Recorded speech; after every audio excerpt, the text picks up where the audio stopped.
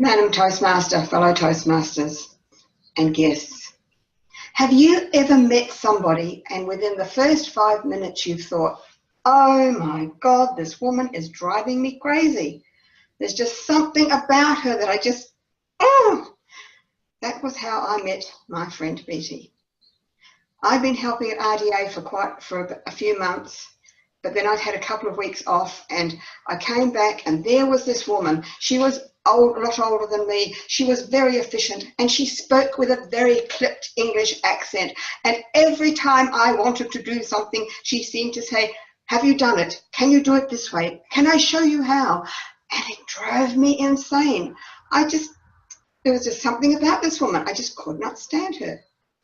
And yet she became one of my best friends. And when I think back now, she was also my first mentor because it was Betty who realized my potential. Once I got to know her, we discovered that we had so much in common.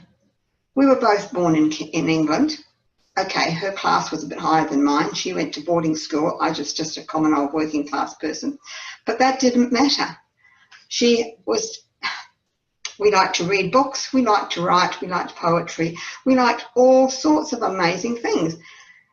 And yet, if after that first day I had sort of pushed myself aside and said, I'm not going to talk to her, I don't like her much, I would never have realised just how important she could become in my life. So that's the first lesson I'd like to teach you today, that if sometimes you get first impressions, and first impressions do count, don't necessarily think that is what a person is like, because they're not always. The other thing I'd like to teach you today is how I've begun to think that mentoring is really important, because through what Betty taught me, she took me along to the writers group and I met a lot of wonderful people, and I discovered that they appreciated what I could do, which made me appreciate what I could do.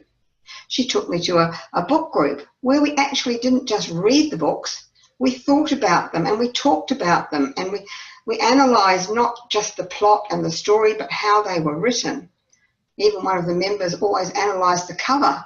How did that relate to the rest of the book? And it opened the world to me in a different way, in a way I'd never thought of before. I always thought of, reading a book, you just get into the book, you read it, you enjoy it, and you move on to something else. I discovered that, no, there is more to this book. You can actually get a lot more out of it if you actually think about it.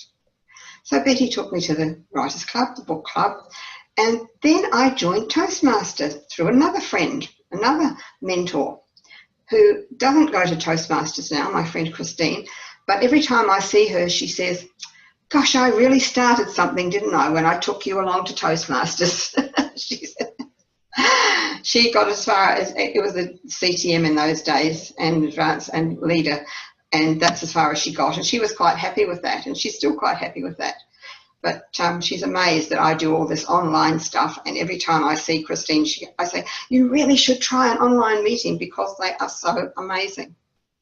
But getting back to Betty, who isn't with us anymore, but I know if she was, she would love online meetings. But Betty always listened to everything I had to say. She saw my potential and she encouraged me. So I know now that she was my mentor. When I first joined Toastmasters, I was given a mentor, but she just said, oh, ask me anything you want to know, and left it at that. And I thought, well, I never really wanted anything to know. I never could think of what I wanted to know. So she really didn't help me in any way whatsoever. She was there. And if I'd known to ask the right questions, she would have answered them.